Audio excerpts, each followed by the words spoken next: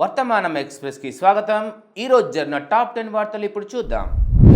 America senator కోరీ Booker అధ్యక్షుడు Donald Trump విధానాలను వ్యతిరేకిస్తూ 24 గంటలు నిరవధిక ప్రసంగం ఇచ్చి సెనెట్ చరిత్రలో రికార్డు సృష్టించారు.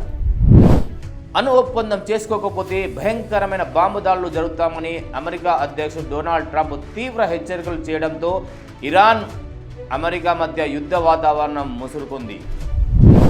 లోక్సభలో ప్రతిపక్ష వ్యతిరేకత మధ్య వక్ఫ్ సవరణ బిల్లు 2025ను కేంద్ర మంత్రి కిరణ్ రిజిజు ప్రవేశపెట్టారు. దీనిని ఆయన ఐతిహాసిక రోజుగా అభివర్ణించారు. అయితే ప్రతిపక్షం తగిన సవరణలకు సమయం ఇవ్వకుండా ప్రభుత్వం బలవంతంగా బిల్లు ఆమోదింపజేస్తుందని ఆరోపించింది. బీసీ సంక్షేమ సంఘం జాతీయ కమిటీ ఆధ్వర్యంలో ఢిల్లీ జంతర్ మంతర్ వద్ద బీసీ సంఘాల ధర్నా కొనసాగుతుంది.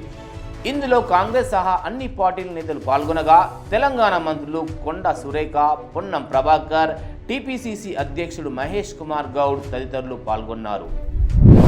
హజ్ 2025 సంవత్సరానికి గాను తుది చెల్లింపు గడువు ఏప్రిల్ 3గా నిర్ణయించారు. హైదరాబాద్ యాత్రికుల కోసం పెద్దలకు 58,000 రూపాయలు, చిన్నవారికి 20,650 రూపాయలు, కుర్బానీ ఖర్చు 16,600 చెల్లించాల్సి ఉంటుంది. మొత్తం హజ్ ఖర్చు కుర్బానీతో సహా 3,46,900 రూపాయలు కాగా ఇప్పటికే 2,72,300 రూపాయలు చెల్లించారు. మిగతా మొత్తాన్ని ఏప్రిల్ 3వ తారీఖులోపు చెల్లించాలని సూచించారు.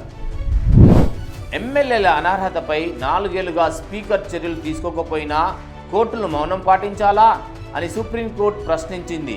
కోర్టులు రాజ్యాంగ పరిరక్షకులుగా వ్యవహరిస్తారని జస్టిస్ బిఆర్ గవాయ్ వ్యాఖ్యానించారు. హైదరాబాద్లో 2024-25 ఆర్థిక సంవత్సరంలో ఫలక్నుమా 12.5 కోట్లు, సిరిలింగంపల్లి 288.1 కోట్లు ఆస్తి పన్ను వసూలు చేసింది. చార్మినార్ జోన్లో 150.4 కోట్లు అందించగా జిహెచ్ఎంసీ మొత్తం 2,012.36 కోట్లు వసూలు చేసింది. ఫుడ్ డెలివరీ సేవలపై పన్ను బకాయిల కారణంగా స్విగ్గీకి 158 కోట్ల జీఎస్టీ నోటీసు జారీ అయింది. డెలివరీ ఛార్జీపై చెల్లించాల్సిన మొత్తం పెండింగ్లో ఉందని అధికారులు తెలిపారు. గాజాలో ఆహార సంక్షోభం తలుపు తట్టుతుంది. ఇజ్రాయెల్ నిర్బంధం కారణంగా యుఎన్ బేకరీలు మూతపడ్డాయి. హమాస్ ఒప్పందాన్ని అమలు చేయాలని నిరవధిక కాల్ ఫైర్, ఇజ్రాయెల్ ఉపసంహరణను కోరుతుంది. ప్రకాశం జిల్లాలో కంప్రెస్డ్ బయోగ్యాస్ ప్లాంట్ ఏర్పాటు కానుంది. పీసిపల్లి మండలం దివాకరపల్లిలో రిలయన్స్ సంస్థ ఏర్పాటు చేయనున్న ఈ ప్లాంట్ ఏపీ మంత్రి నారా లోకేష్ శంకుస్థాపన చేశారు. ఈ వార్తలు ఇంతటితో సమాప్తం. మరిన్ని హాట్ టాపిక్స్ కోసం వర్తమానం ఛానల్ని లైక్, షేర్, సబ్స్క్రైబ్ చేయండి. మీ అభిప్రాయాలను కామెంట్ రూపంలో తెలియచేయండి. ధన్యవాదాలు.